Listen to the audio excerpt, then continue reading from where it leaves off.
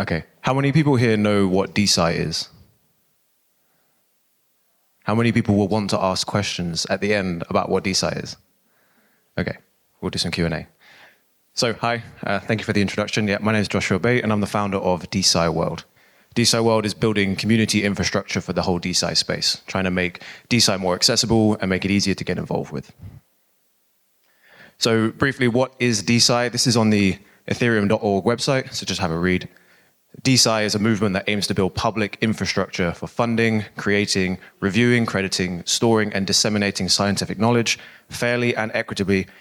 Keyword here, using the Web3 stack. So the DE part of DeSci is the Web3 stack. So broadly, when I talk about DeSci, I like to include DeSci into these 4 core pillars. We have here funding, data, publishing, and organization. So funding, on the funding side, we have things like, DeFi is basically funding, right? The funding sources that you can get for research in decentralized manner, quick, programmable money, these sorts of things are essentially DeFi. So they've been built, and that is actually what dominates most of DeSci today. You have big projects like Molecule, and Molecule is a biotech funding project. They have about 8 subsidiaries, all involved with a niche biotech funding DAO. So funding is the biggest use case right now for DeSci because it's basically already been built in DeFi.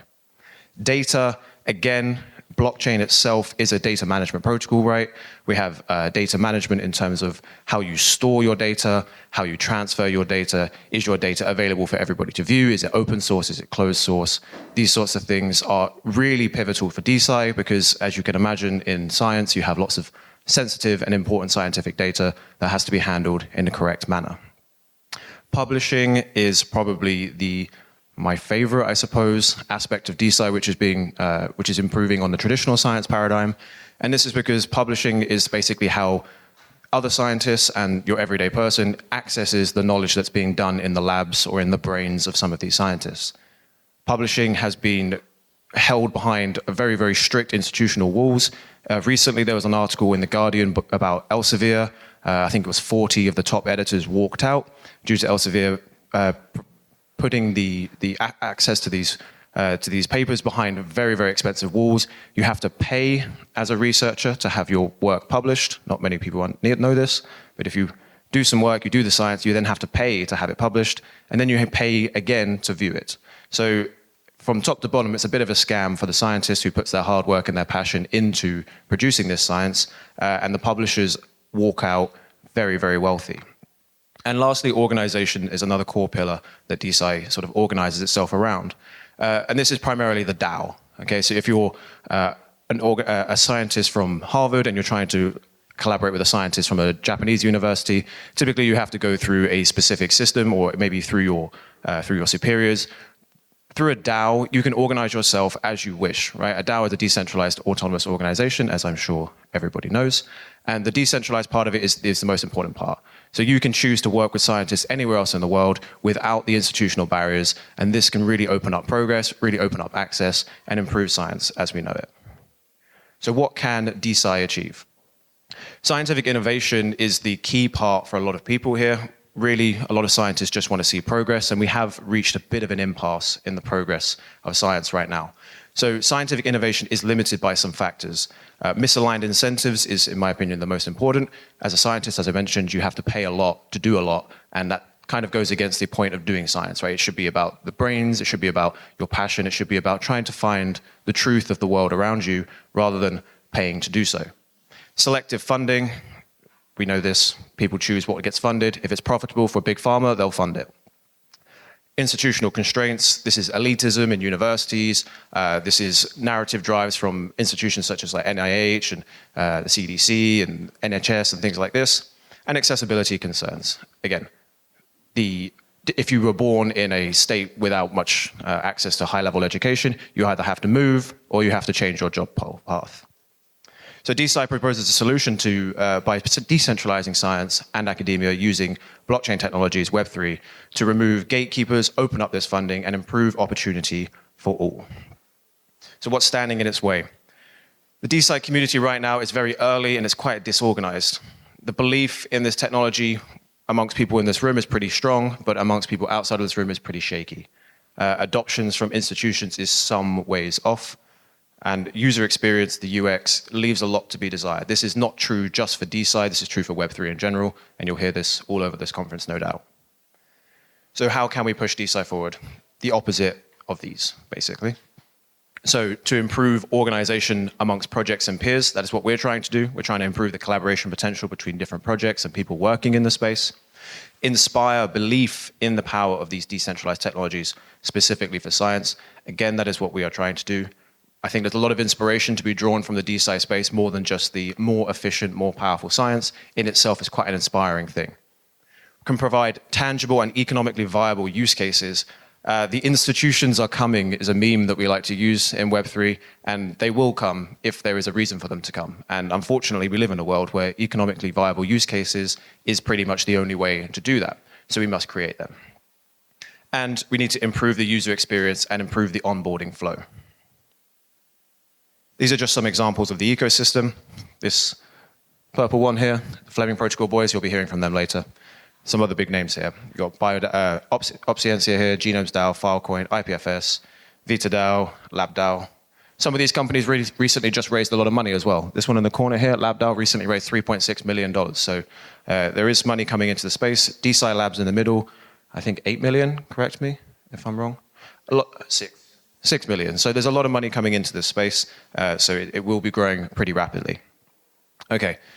So back to the organization part, which is currently very disorganized.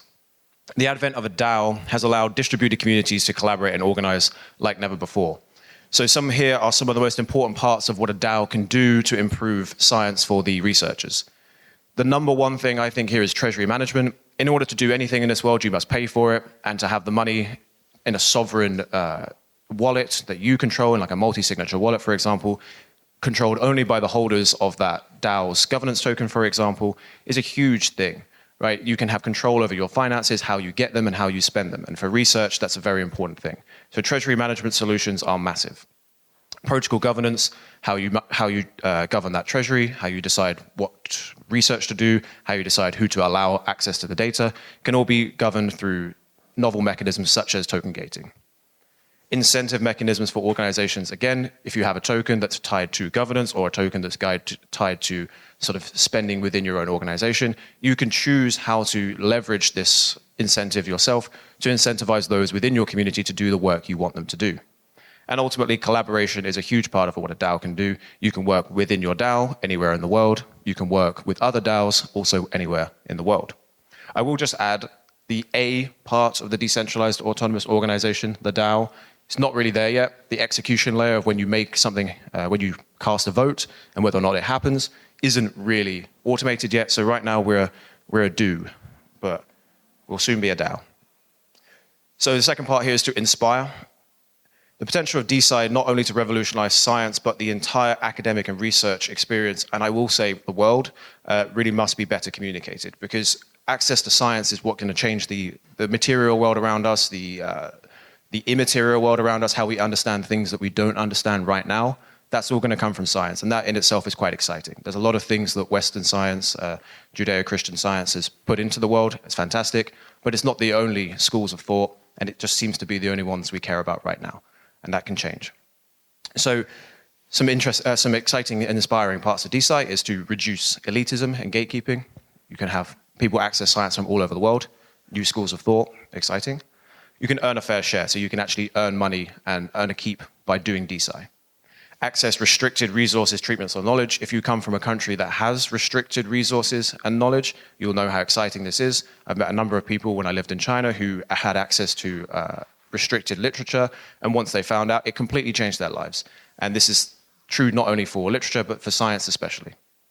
And pursuing your own truth. This is something I'm most inspired by within DeSci, is that no one can really tell you you're wrong. You can go and find out if you're wrong or not, and that's the whole point. So right now we do have quite a dogmatic scientific paradigm. That dogma restricts scientific innovation, and I think that DeSci is going to be the thing that changes that and allows people to pursue their own truth. So this is what's going to bring the institutions and the people and the money and the eyes, is the use cases.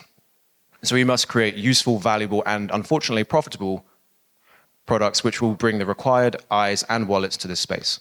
So here are just some examples. I think the most salient and powerful use case is publishing, as I mentioned earlier. The incentive models, the access to the resources, the access to the papers, and the collaborative potential of the new publishing models is really powerful. DeSci Labs, who I just mentioned, they have recently released DeSci Nodes, which is a live product. You can go and use it. You should check it out. It's fantastic. It's a new publishing method that tracks basically all of the research objects, not just the PDF that's produced at the end, but the data that was used, the computer modeling that was used to execute that data, the researchers and everything. A huge, strong provenance trail that really improves publishing and reproducibility. Data sharing. Okay, blockchain is inherently a very powerful data sharing protocol. We have IPFS, we have Filecoin. It's open access, it's transparent and traceable, and it's very, very powerful.